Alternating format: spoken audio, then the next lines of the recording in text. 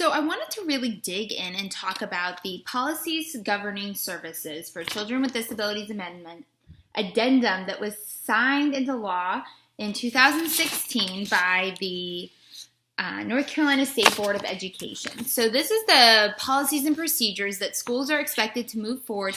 And as you can see here, we must be effective in this by July 1st of 2020.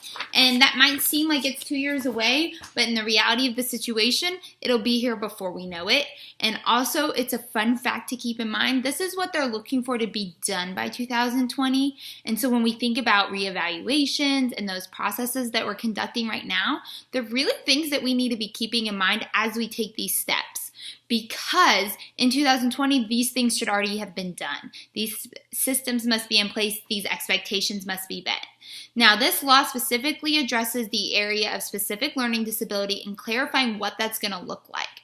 So what that means is the discrepancy model that a lot of counties are currently using in North Carolina says that a student's IQ must be at a certain point and their performance level is 15 points or more below that level. So for instance, if a student's IQ is 85 and they're performing in math calculations at a 70 or in basic reading at a 70, they would have what's considered a specific learning disability in that area. Now, what this law looks at, this addendum is addressing, is that the discrepancy model is going away. This law is telling us what that new model is going to look like, but it does so much more than that. It really clarifies the MTSS process, defines first what RTI is supposed to look like. It also lays out the groundwork and the foundations for finding a student eligible and clarifies some of the very vague language that we found in our expectations and our guidelines previously. So I'm going to go ahead and go through and touch on a few points that have to do with this law, what this looks like, and what the expectations are for schools moving forward. So first thing first is the MTSS, or the multi-tiered systems of support. What this is it's the system that the schools are supposed to be using to have data-driven and research-based practices. There are 3 tiers found in this system. There's tier 1, which is your universal level. That means the whole school should be following this. It means that we are using high-quality, research-based instruction. We are being rigorous, we are being relevant, and we have standards, and we are driving our curriculum forward. The next level, or tier 2, is what would be considered our targeted level. This would typically be between 5 and 15% of our students, keeping in mind that tier 1 is between 80 and 90% of our students.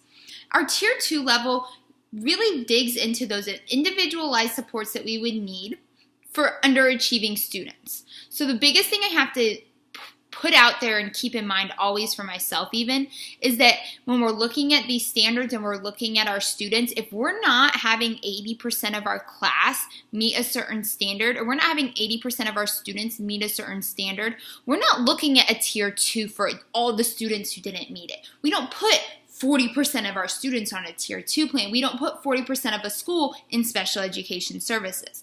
We really have to go back and look at that tier 1 instruction. Is it high quality? Are we using research-based practices? Is it rigorous? Is it relevant? Are we following the standards? What do we need to do? Because until we meet that 80% threshold, we have to look at our instruction for everyone, because there's something missing. We need to figure out what that puzzle piece is. So if we've met that 80%, we're ready to move into that tier 2. 5 to 15% of our students in our class or in our school are struggling. We're now looking at tier 2, that intervention phase inside the classroom. In tier 2, we are looking at what we need to supplement our standards and supplement our instruction in order to remediate those skills or concepts that a student might need.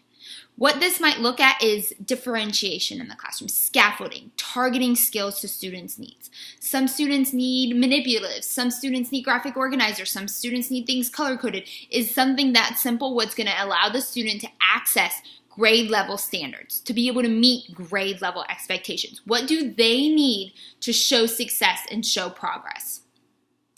The next level that we're looking at is we're now looking at 95 to 99% of our students are meeting the standard. They're meeting the skill. Now we're looking at that 1 to 5% of our students.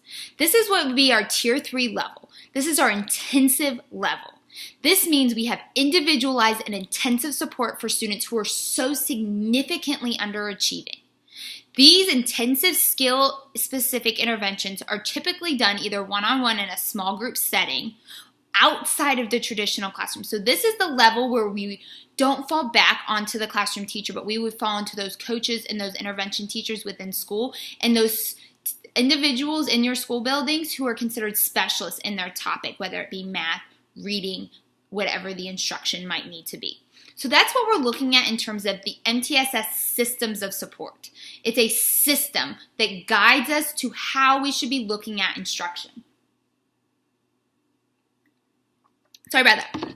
So what we are doing within this system, it's called the Comprehensive Balance Assessment System. That's the next piece that this law addendum lays out for us. Within this MTSS system, we should be doing for all students at every single tier common formative assessments. Are we using common assessments across an entire grade level for that subject? Are all of our math teachers using the same fraction assessment so we can compare our student scores across the school rather than just within one classroom? Are we using interim and benchmark assessments? Things like the Case 21s are a great example of this if your school utilizes those. How are we measuring students' progress throughout the year, their ability to retain that information over time? Are we looking at outcome assessments? What's happening after we teach something? What now? Do we use universal screenings? Universal screenings are the best place to identify those students at risk. Your M-class assessments are great examples of universal screenings. Every student's receiving them. Do we have students who would be considered at risk in their TRC, reading comprehension? Do we have students who are at risk in their DIBELS fluency passages or their DAYS vocabulary development? Keeping in mind that 80% of our class would need to not be at risk to be moving to that tier 2 level of intervention and addressing that need. If we have less than 80% of our class meeting those goals and those benchmarks, we really need to go back and look at what supplements to our whole generalized instruction we need to be providing first. The next thing that we must be doing on all levels, not just in special education, not just on tier 2 and tier 3 levels, but in all levels, is progress monitoring. Progress monitoring is so important. It has to be quantitative, which means we have to be able to chart it over time to see a trend or a pattern. It's got to be linked directly to whatever intervention or standard we are addressing. It's got to be appropriate for that level. We have to be able to compare it and see how that student's growth is measuring to other students receiving the same intervention or the same instruction. These are things that should be checked periodically over time and on the same skill. And we also need to be able to prove within our progress monitoring that we're actually implementing our instruction or our intervention with fidelity. That's the hardest part. I know even for myself as a special education teacher and all I do is specially designed instruction, it can be so hard to implement some of these programs with true fidelity. Are we providing these students with what they truly need? The next is diagnostic assessments. These are things that we would use to diagnose our skill deficits and to be able to provide our focus for intervention. So if we've determined that a student is not meeting their benchmarks in their universal screenings for fluency, where's the lack of fluency coming from? Can they not decode? Are they in 4th grade still decoding on their CVC words? Are they a 5th grader that doesn't know their sight words? Do they still learning letter sounds? What is preventing their ability to read fluently on the grade level standard? We really have to take a look at what's that specific need, because writing a goal for fluency and an intervention for fluency isn't going to do much if they're still working on decoding or letter sounds or sight words, because we're not addressing what the problem is. We're just kind of covering it up and trying to mask it. The next two pieces that are explained in this law that have to do really with school-wide implementation and the pre-process or the coexisting process to special education is the systematic problem-solving process. And what this is how we take our progress monitoring data and our interventions and we look at how are we identifying the problem, what are we doing to analyze it, how did we find a solution, and what are we doing now?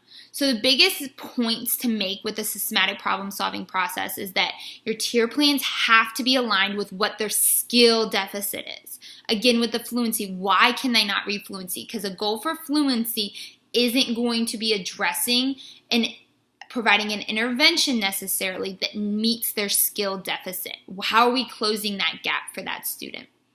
Also, once you have found that skill deficit and you have started an intervention, are you implementing the intervention with fidelity? Be realistic. You have to be realistic with yourself, with your students, and even with your parents and staff.